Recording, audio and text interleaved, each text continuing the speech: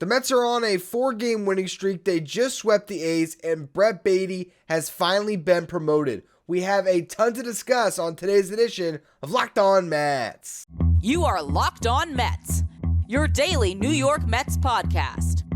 Part of the Locked On Podcast Network, your team every day.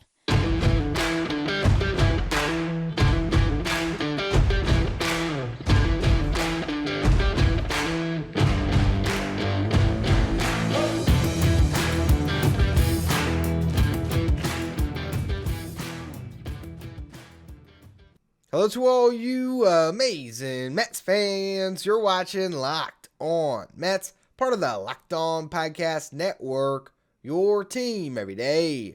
I'm your host, Ryan Finkelstein. If you want to find any of my work, follow me on Twitter at FinkelsteinRyan. You can also find some of my writing at justbaseball.com, where I work as the managing editor.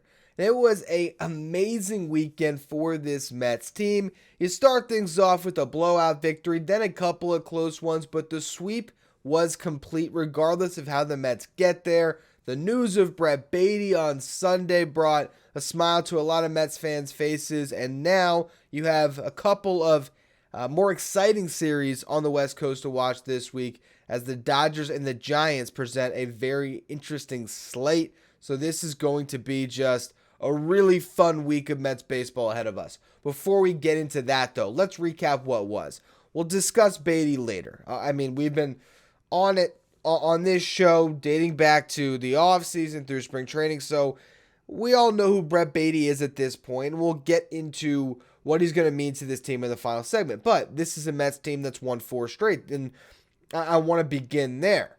The first game of this series was one of those games that is just one where you sit back and watch on a Friday night and there's never really a doubt that the Mets are going to win. You just kind of watch them cruise and the A's sort of prove how bad they are as a baseball team. Kodai Senga wasn't even that good. Probably his worst start in a Mets uniform up to this point, but it doesn't matter because in the second inning, he spotted 6 runs. The A's walk in 2 batters. Then Francisco Lindor hits a grand slam. Big bang boom, the Mets are going to win the game, and then they have another 6-run rally in the 5th inning where 1 run came in via a bases loaded hit by pitch, another by a bases loaded walk. So that's, count them up, 4 runs that were just handed to the Mets, and this one really more than that when you consider all the traffic that was on the bases. And Francisco Lindor clears the bases again, this time didn't drive himself in, but had an RBI double, so 7 runs batted in those 2 knocks for him, and a big day for the stat sheet. The Mets scored 17 runs off just 11 hits. They were out hitting the game, actually. The A's had 13 hits. The Mets had 11, but the runs were well in the Mets' favor. 17 walks, a franchise record. Just insane. You credit the Mets for taking those walks, but really, that's a game the A's basically handed to them on a platter. Senga struck out 7, still looked nasty at times, but did not make it out of the 5th, so that's rough for him. You had a easy win just given to you, and you can't make it out, gave up 4 runs, but regardless, I think we still feel confident in him going to his next start.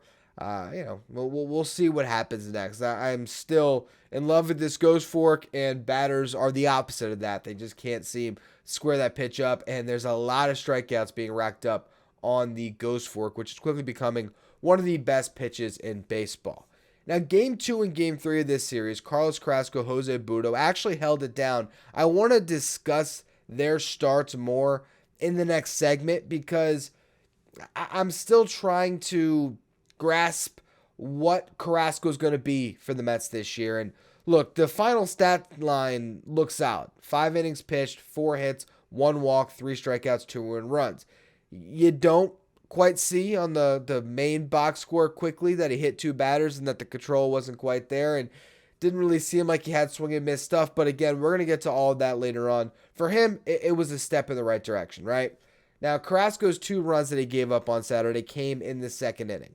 Pete Alonso hit his 7th home run of the season in the top of the 4th, so that cut the deficit in half. Then Mark Canha ties the game with a solo homer in the 7th. So the offense really was stagnant for a lot of that game. Luckily, they were able to put something together late. Daniel Vogelback and Tim LeCastro, that pairing had, one of those moments where it made sense to roster both because Vogelback draws a walk late. LeCastro swipes second. He's the game-winning run. You actually get a couple of outs after that. You had Guillorme and Alvarez both get out. Brandon Nimmo comes up with 2 outs. RBI double. That scores LeCastro. Mets end up needing that as the game-winning run. One thing I'll note about that is we're going to get into a roster crunch later. As much as that stolen base was great, if, let's just say, you have a similar scenario in a game where Tommy Pham is on your bench instead, okay, where he didn't start, he's still hanging on there, he could score on a double from Brandon Nimmo. So as much as you can say the Mets won that game because of Tim LeCastro, there's still some kind of ambiguity as to how valuable that pinch runner is. And there is a very real chance that LeCastro just spent his last series with the Mets, or maybe they'll delay this and kick the can down the road a little bit longer. But with the roster crunch that's coming, we'll see how much longer he's there to pinch run for the Mets. It's been great to see. He's pretty much a guaranteed stolen base every time, so you love that. It's just a matter of, what else you need on this roster, how much you can really afford to keep him based on all the guys that need to be rostered. Now, the Mets bullpen was exceptional on Saturday. 4 scoreless innings. Drew Smith got 4 outs. Brooks Raley got 2. Adam Ottavino and David Robertson each pitched an inning to close that game out. Robertson, a great weekend, 2 saves to close out this series and get the sweep. That was the first one on Saturday. Sunday, a little bit more of a tough road to get to Robertson. Took extras. Jose Budo got the start because Max Scherzer was scratched. We're not too concerned at this point. A little bit of back soreness. He's now slated to start the final game of the series against the Dodgers. He did not really express any concerns about this little bit of soreness, and from a Mets perspective, made sense to put Budo out there to go to a 6-man rotation for a series and, delay Scherzer's next start, have him pitch against a much better team in the Dodgers, and it worked out because they got the win. And again, I'll discuss Budo a little bit more. He certainly looked a lot better in this start than his one start last year, but we'll get to that more in the next segment. Now, Tommy Pham homers in the second inning on Sunday. Francisco Lindor homers in the 6th. After getting 2 solid innings of relief from Denny Reyes, the Mets were up 2-1. John Curtis comes on in the 8th, and he struggled. He gave up a 2-run double, ultimately gave up a hit before that and a walk, and then a double by Shea Langoliers. Ends up costing the Mets the lead. Curtis gets through the inning, but the Mets were suddenly trailing. You get to the top of the 9th inning, Pete Alonso comes up with 1 out, and with 1 swing of the bat, he ties the game. He has been on an absolute tear. 8 home runs right now to lead baseball. He is just hitting every mistake that's thrown at him out of the ballpark. If you give Pete Alonso something he can handle, he's putting it in the seats right now. It's an incredible start to the season. I think he's, angling for a remarkable campaign that could be his best yet. 50 home runs, certainly, in line for Pete this year. When you start off the year and you maybe have a 10 home run month, like he could be trending towards, if you combine, whatever they played in March at the end there and April. Man, Pete is looking great right now. That was such a clutch homer to extend the game. The Mets really should have scored and gotten that lead in the 9th and just ended it there, but they had to go to extras because even though they drew 3 walks, Eduardo Escobar, with the bases loaded, 1 out, hits into an inning-ending double play. So that was pretty devastating for him on the heels, of course, of the Baty promotion news. And it shows you why they're calling on the kid, because if he's up in that spot, you think he's going to at least be able to get a fly ball, get a run across, and the Mets maybe win that in 9 instead of in extras. But they still found a way to win and get that sweep. We're going to discuss that in just a minute. Before we do, though, today's episode is brought to you by Ultimate Pro Baseball GM, the mobile game. This is where you could be a GM. I've always wanted to, and I now get to see, hey, I'm actually pretty good at this as my team is off to an incredible start to the season on the game. What you can do is manage every strategic aspect of your team. You play through a season, lead your team to glory. You can manage the coaching hirings, the staff, team finances, scouting and drafting players, manage those difficult personalities. You can navigate your franchise through free agency and all the ups and downs of a season. All of this in a challenging and realistic game world. Ultimate Baseball GM. It's completely free and playable offline. You can play on the go as you want, when you want. Once downloaded, you don't even need Wi-Fi to play. It's all there for you in app play. That's why I love it so much, because unlike MLB The Show, where I can only play it at home on the couch as a console, this can go on the go with me whenever I want to make some trades or have some fun building out my own team. I can go on Pro Baseball GM. Locked On Mets listeners are going to get 100% free boost to their franchise when using the promo code Locked On in the game store. So make sure to check it out. To download the game, just visit probaseballgm.com. Scan the code if you're watching on YouTube and look it up on the app stores. That's probaseballgm.com. Check out Ultimate Baseball GM. Start your dynasty today. Now, the Mets still had to get to extra innings after Pete Alonso tied it in the top of the ninth, and it was dicey in the bottom half. You go to Jimmy Yacobonis. That just tells you where the Mets are. When you are the road team, you got to save your closer, and you don't want to burn Adam Ottavino and David Robertson before you go into a series with the Dodgers. So you send out Jimmy Yacobonis, and you pray he gets through it. And luckily for the Mets, he did. Ran into some trouble early, walked a batter, gave up a hit, so he had runners on first and second. But Brandon Nimmo made one of two incredible plays he made in this game. Made a diving catch earlier for Jose Budo, then makes a diving catch, which probably wasn't as nice as the first one. The first one, Nimmo ran a long way and dove and caught it on the warning track. The second one, though, was higher stakes. 2 runners on, 9th inning, makes that diving catch. Yacobonis did have a strikeout, and then he got the big strikeout first, then the diving catch, then pop out, gets through the jam. So the Mets have a chance again, top 10. They had Eduardo Escobar on second base as the ghost runner. He gets moved over to third from Francisco Alvarez. Fly ball to right field, situational hitting. Got to give the kid credit. He's been struggling with the bat. That was a big moment for him. But the Mets kind of struggle beyond that. They get to 2 outs. Marte gets on, from a walk. He steals.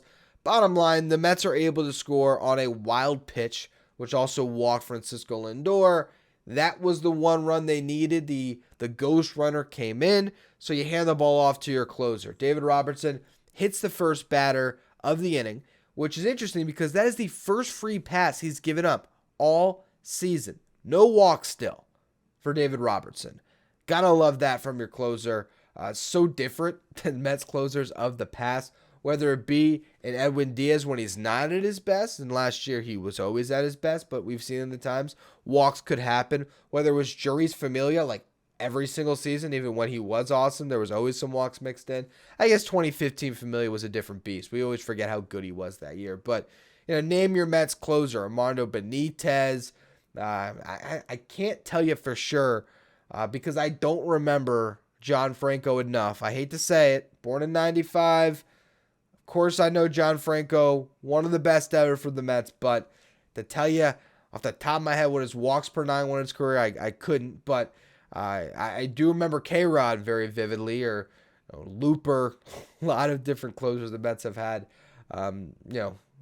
Keeping the ball in the strike zone can sometimes be an issue, and it's not for Robertson. So that's been incredible to see. But in this instance, he did hit a batter.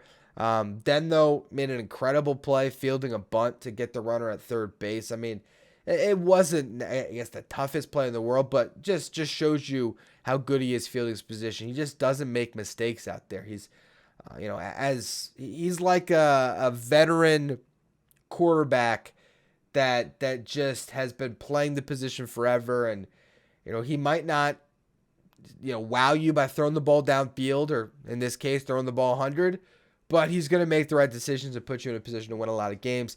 Did that for the Mets, gets a couple ground balls to get out of that inning. 8 1/3 for him so far this season without allowing a run. 4 hits allowed, as I said, no walks, the 1-hit batsman. His ERA is still 0. I believe his whip was 0.48 at this point, which is insane because, again, 4 hits, 8 1/3, less than half of a runner per inning. So he's off to a great start. But as I mentioned already, we want to discuss starting pitching in this segment. Carlos Carrasco, Jose Budo. Now, I do not believe that Carlos Carrasco has lost his spot in the rotation. He was good last year. As much as there was times where he had blow-up starts, more than not, he was good. And I'm not saying that Carlos Carrasco is done based on 3 starts this season, especially off of one that was relatively good. Here's what I will say. If that start went a little bit differently, people look at it completely through a different lens. A lot of times we play the results. So the result is 2 earned runs, 5 innings. Great start from Carrasco. Here's what I saw. I saw a guy that was still wild. I saw a guy that wasn't missing bats. I saw a guy that hit 2 batters on sliders that didn't break. And I saw an inning where Carlos Carrasco in the bottom of the 4th gives up a 1-out double. He then hits a batter, one of those sliders, walks a batter, maybe it was walk a batter, hit a batter. Regardless, 2 free passes, load the bases, and suddenly with 2 outs, you're just praying the blow-up inning doesn't happen, and Tony Kemp lines one into the left field corner. Luckily, Mark Canha played in Oakland for years, got a great jump on the ball, makes the catch look easy. But if that ball is a little more in the corner, if Tommy Pham is playing left that day instead of Mark Canha and doesn't get the same jump, and that ball gets down and the base is clear, suddenly you say, oh my God, Carrasco is horrible, gave up 5 runs. So it's not to completely take away what he did. But again, I do not look at that start and say, oh, Carrasco just answered everything for me. Here's some other things that concern me. Looking at some of the stats from this start. Average exit velocity against Carlos Carrasco in this game, 90 miles per hour. Now, for context, Kodai Senga in this series, average exit velocity against him, 80.8. Look at Jose Butto on Sunday, average exit velocity against, 86.4. They hit Carrasco harder than any other starter in this series. Go to whiff percentage, right? How many times do they swing and miss? Only 16% of the time did an A's batter swing the bat and not connect. Kodai Senga, that was 26% whiff rate. Butto, 26% whiff rate in this series. Go to zone percentage. How often was Carrasco filling up the zone? 39% of the time. Now, Butto, same thing, 39% of the time. Kodai Senga, 51% of the time. So it shows you the command of the strike zone and the fact that Carrasco is nibbling and he's struggling to pound the zone, which is what he does when he's at his best. Now, yes, he only walked 1 batter, but he hit 2. So you look at Butto's 4 walks, compare it to 3 free passes from Carrasco. How much better do you consider him? If you even do consider him better, Butto only gave up 1. And I did think at times we saw something nice from him. I mean, overall, Butto's best pitch is his changeup, and he didn't really have it in this one. So just imagine what he could be if that changeup was more on. I mean, he was really missing the zone a lot with that changeup and wasn't getting the same whiff you would want because a lot of those pitches weren't competitive. Still, Jose Butto sits 95. I think the velocity is going to be there, of course, more for him than Carrasco. And, I liked his fastball. I liked the way he was commanding the zone with it. I liked the ground balls he was getting. The cutter looked pretty good. So I think Jose Butto is a pitcher to watch. I'm not going to say he's going to take Carrasco's job. And really, I'm more looking at Justin Verlander's return and saying, how can you justify keeping Carrasco in this rotation over Tyler McGill right now? That's really the conversation. It's not does Butto bump him. But I liked what I saw from a pitcher in Jose Butto that was making a spot start. I'm looking forward to seeing more. I think he can come up and can serve a role for the Mets throughout this season. And from Carrasco's perspective, I thought it was a step in the right direction because the results were there. But I'm not any more confident than I was before this start that he is going to be able to hold on to this spot in the rotation. It's more McGill versus Carrasco, and we got to see when Verlander comes back where the Mets decide to go. It might be 6-man rotation for a while, and that's okay too. But the way Tyler McGill has thrown the ball up to this point, I cannot say that I think Carrasco is a better pitcher than Tyler McGill right now. So we'll just see how that progresses. But I have buried the lead a little bit because I have been screaming for the promotion of Brett Baty for some time. We finally are getting it. He will be with the Mets. I want to discuss that at length in just a minute. Before we do, though, our new sponsor, So Rare, is a revolutionary fantasy baseball game and marketplace transforming fans into owners with officially licensed digital cards featuring players from across all 30 teams.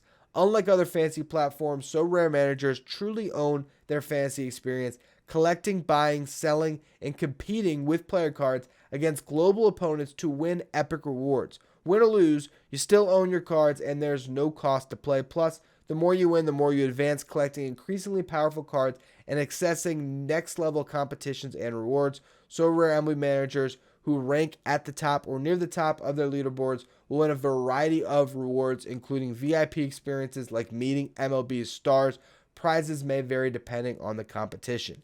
Head to sorare.com/lockedon. That's spelled SORARE.com/lockedon to draft your team of free player cards, set your lineup, and start competing today to win epic rewards. Again, that's sorare.com/lockedon to start playing today. So Brett Baty is finally with the big league club. The Mets have come to their senses. They basically are admitting they were wrong for not including him on the MLB roster. He was too good to deny. Batted 400 in 9 games in triple, 500 on base, 886 slug, 5 home runs. Your OPS over 1,300, damn near 1,400. Yeah, bring him up to the show. I'm glad the Mets finally promoted him, because it was becoming a really bad look to not promote him at that stage. I mean, he was just on such a tear, and he's clearly the best third baseman on this roster, without a doubt in my mind. I've said it before, dating back to spring, and even dating back to, the Carlos Correa saga, where I was like, well, if Baty's not the third baseman, he's got to be the left fielder this season, because he's ready to come up, and we've seen it. The defense has improved. It's not like Escobar's the greatest defender, although he did play a good third base so far this season. I will give him credit for that, because the metrics are backing him up on it, and the eye test does as well. Still, Brett Baty is the more athletic player, and he has proven that he can handle the position. And more importantly, he's going to give you so much more with the bat. I honestly think that we could be very shortly in a position where Brett Baty is the guy that should be backing up Pete Alonso and should be batting 5th in the lineup. I think we could get there quickly. Now, they're not going to start him there.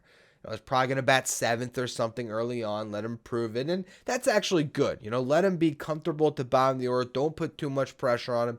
Let him prove it at this level. But I really think he's going to be giving you such good at-bats. He's going to be getting on base at a good enough clip. He's going to be driving the baseball in a way that someone like Daniel Vogelback hasn't been, where at some point this season, I think you're going to see 1 through 5 where it's going to be, the same 4 that they've been running out, because that's their group. That's what they won with last year. That's what they're going with this year. So you're going to have, Nimmo, Marte, Lindor, Alonso.